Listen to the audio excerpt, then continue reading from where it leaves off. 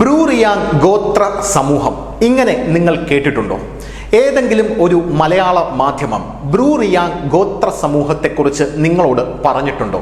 At least ഈ ഒരു ദിവസമെങ്കിലും ബ്രൂ റിയാങ്ങിനെ കുറിച്ച് ഒരു വരി വാർത്ത കേരളത്തിലെ മാധ്യമ പ്രവർത്തകർ കൊടുത്തിട്ടുണ്ടോ? ഞാൻ ഗൂഗിളിൽ സെർച്ച് ചെയ്ത് നോക്കി. ബ്രൂസ് എന്നാണ് ഇവരെ അറിയപ്പെടുന്നത്. പൊതുവെ ബ്രൂസ് എന്ന് സെർച്ച് ചെയ്യുമ്പോൾ യഥാർത്ഥത്തിൽ ബ്രൂസ്ലിയെ കുറിച്ചുള്ള വിശദാംശങ്ങൾ വരുന്നതല്ലാതെ ബ്രൂ റിയാങ് ഗോത്ര സമുദായത്തെക്കുറിച്ച് ഒരു വാർത്തയും എനിക്ക് അവിടെ കണ്ടെത്താൻ സാധിച്ചില്ല. അതുകൊണ്ട് തന്നെ ഈ വാർത്ത, അതായത് ബ്രൂ റിയാങ് ഗോത്ര സമുദായത്തിന്റെ വാർത്ത, ഞങ്ങൾ ന്യൂസ് ഇന്ത്യ മലയാളമാണ് ആദ്യമായി നിങ്ങളിലേക്ക് എത്തിക്കുന്നത് എന്നുള്ളത് അഭിമാനത്തോടു കൂടി ഞാൻ പറയുകയാണ്. ഇനി എന്താണ് ഈ വാർത്ത എന്ന് നമുക്ക് വിശദമായി പരിശോധിക്കാം.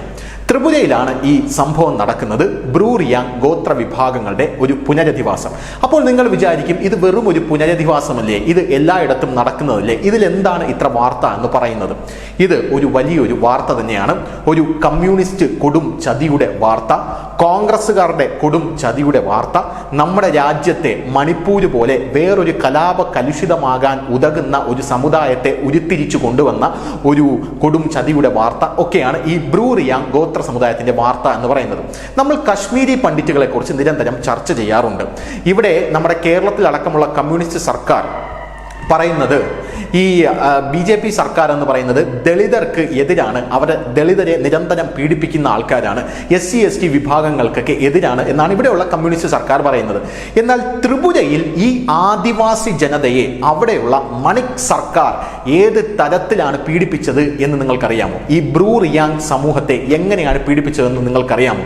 അവർക്ക് വസ്ത്രമില്ല, പാർപ്പിടമില്ല, വിദ്യാഭ്യാസമില്ല. എന്തിനു പറയുന്നു? അവർ ടെന്റ് അടിച്ച് ഒരു ടെന്റിൽ 3-4 കുടുംബങ്ങൾ കിടക്കേണ്ട ഒരു സാഹചര്യമാണ് ഉണ്ടായിരുന്നത്. ഇപ്പോഴും നിങ്ങൾക്ക് ബ്രൂ റിയാങ് എന്താണെന്ന് മനസ്സിലായിട്ടില്ല എന്ന് എനിക്കറിയാം. വിശദമായി പറഞ്ഞു തരാം.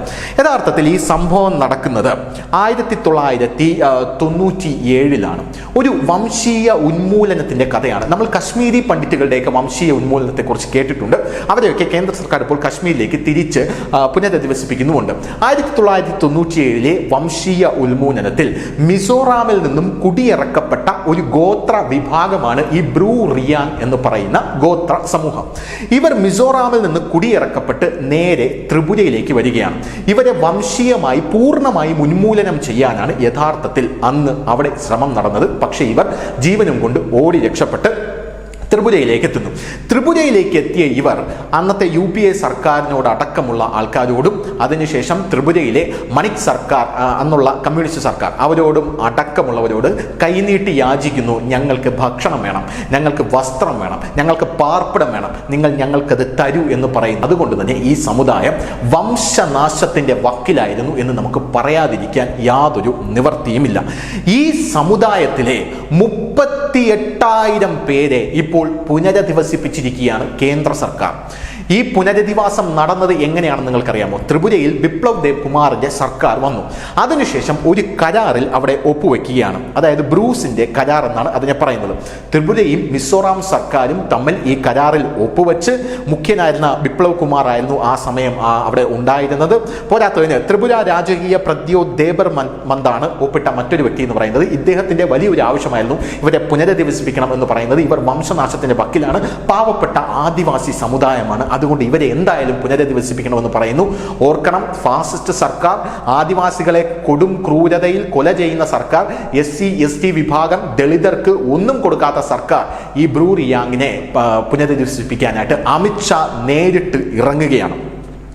അതിനുശേഷം 1975 ത്രിപുരയിൽ ഡംബൂറിൽ ജലവൈദ്യുത പദ്ധതി വരുന്നു. ആ സമയത്തും നിർമ്മാണം മൂലം നിരവധി ബ്രൂസിനെ അവിടെ നിന്നും കുടിയിറക്കുന്ന ഒരു സാഹചര്യം ഉണ്ടായിരുന്നു. അങ്ങനെ എല്ലാവരും കുടിയിറക്കപ്പെട്ട ആ ബ്രൂസ് അങ്ങിങ്ങായി അലഞ്ഞിരുന്ന സമയത്ത് 2020 അമിത്ഷാ അവിടെ എത്തുകയും ബിപ്ലവ് കുമാറിന്റെ നേതൃത്വത്തിൽ ഇവരെ പുനരധിവസിപ്പിക്കാനുള്ള 600 കോടി രൂപയുടെ ഒരു പാക്കേജ് അവിടെ പ്രഖ്യാപിക്കുകയും ചെയ്തു. ഈ പാക്കേജിൽ എന്തൊക്കെയാണ് എന്തൊക്കെയാണ് ഉള്ളതെന്ന് അറിയണ്ടേ? ഓരോ കുടുംബത്തിനും 4 ലക്ഷം രൂപ സ്ഥിര നിക്ഷേപം, പ്രതിമാസം 5000 രൂപ ഓരോ ബ്രൂസിന്റെ കുടുംബത്തിനും നൽകും. 2 വർഷത്തേക്ക് സൗജന്യ പ്രതിമാസ റേഷൻ, വില്ലേജുകളിലെ എല്ലാ ക്ലസ്റ്ററിലുമുള്ള എല്ലാ വില്ലേജുകളിലും അവരുടെ കുട്ടികൾക്ക് വിദ്യാഭ്യാസം ഉണ്ടെന്ന് ഉറപ്പുവരുത്താനുള്ള സ്കൂളുകൾ എന്നിവയായിരുന്നു അമിത്ഷായുടെ ഗ്യാരണ്ടി. 22 വർഷമായി തുടരുന്ന പ്രതിസന്ധിക്കാണ് ഒരൊറ്റ കരാറിലൂടെ കേന്ദ്ര സർക്കാർ വിരാമമിട്ടത് എന്നുള്ളതാണ് ഇതിന്റെ ഏറ്റവും വലിയ പ്രത്യേകത എന്ന് പറയുന്നത്. അതുകൊണ്ടാണ് ഞാൻ പറഞ്ഞത്, ആദിവാസികളെ പീഡിപ്പിക്കുന്നു എന്ന് പറയുന്ന അമിത്ഷായും നരേന്ദ്രമോദിയും ഇന്ന് അമിത്ഷാ നേരിട്ട് അവർക്കിടയിലേക്ക് ചെന്നിട്ട് അമിത്ഷാ പറഞ്ഞ ഒരു ഡയലോഗുണ്ട്. നിങ്ങളുടെ സമൂഹത്തിലെ ജനസംഖ്യ വർദ്ധിക്കുന്നു എന്ന് കാണുമ്പോൾ എൻ്റെ മനസ്സിന് അതിയായ സന്തോഷമുണ്ട് എന്നാണ് അമിത്ഷാ പറഞ്ഞത്. യഥാർത്ഥത്തിൽ SC/ST വിഭാഗങ്ങളെയും ദളിതരെയും ഉന്മൂലനം ചെയ്യാൻ ഉതകുന്ന ഒരു സർക്കാരാണ് ഇവിടെ ഉണ്ടായിരുന്നെങ്കിൽ എന്തിനാണ് ഈ സമുദായങ്ങളുടെ ജനസംഖ്യ വർദ്ധിക്കുന്നതിൽ അമിത്ഷായ്ക്ക് സന്തോഷം എന്നുള്ളൊരു ചോദ്യം നമ്മളിവിടെ ചോദിക്കേണ്ടതല്ലേ?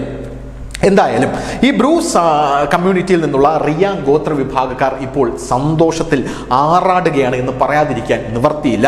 ത്രിപുരയിലെ ധലായ് ജില്ലയിലാണ് നിരവധി സംരംഭങ്ങൾ ഇവർക്ക് വേണ്ടി അമിത്ഷാ കൊണ്ടുവരുന്നത്.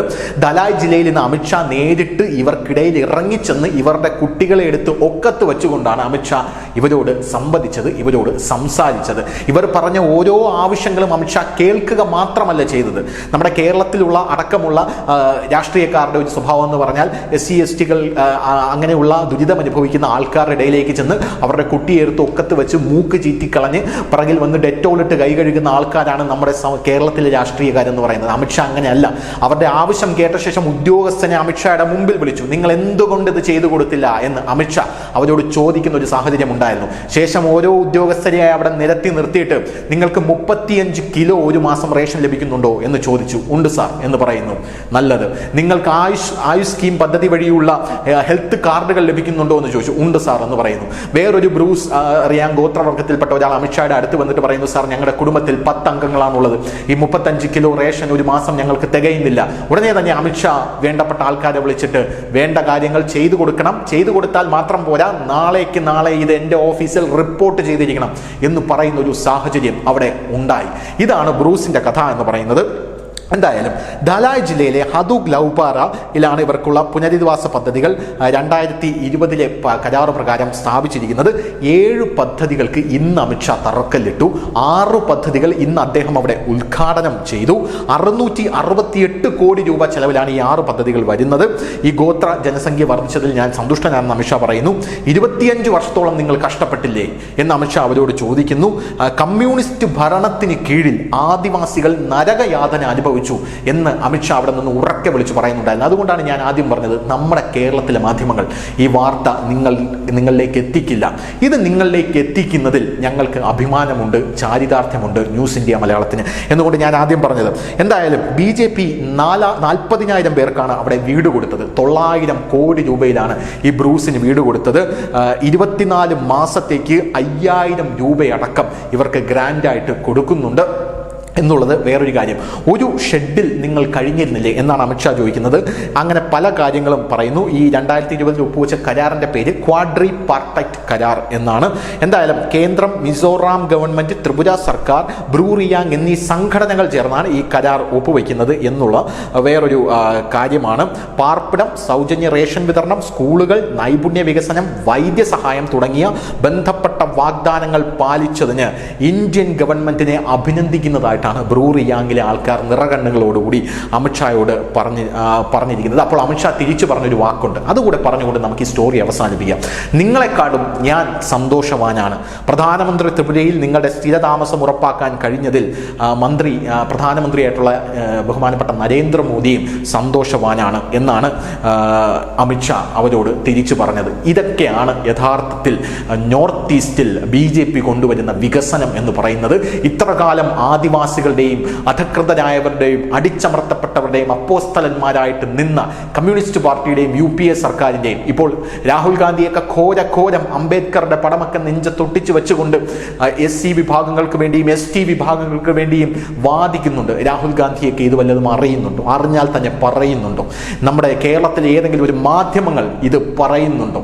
ഇങ്ങനെയുള്ള കാര്യങ്ങളല്ലേ നമ്മൾ യഥാർത്ഥത്തിൽ പ്രചരിപ്പിക്കേണ്ടത്, നമ്മുടെ ജനങ്ങൾക്ക് നമ്മുടെ സർക്കാരിൽ നിന്ന് ഉണ്ടാകേണ്ടത്. അതിന് ഏത് സർക്കാരായിരുന്നാലും ഇങ്ങനെയുള്ള കാര്യങ്ങൾ ജനങ്ങൾക്ക് വേണ്ടി ചെയ്തു കൊടുക്കുമ്പോൾ ആ സർക്കാർ വീണ്ടും വീണ്ടും അധികാരത്തിലേറും. അല്ലാതെ EVM അട്ടിമറി കാണിച്ചല്ല നമ്മുടെ സർക്കാർ വീണ്ടും ഒരു അധികാരത്തിൽ ഏറുന്നത്, അത് ആരായിരുന്നാലും. News desk, news India Malayalam.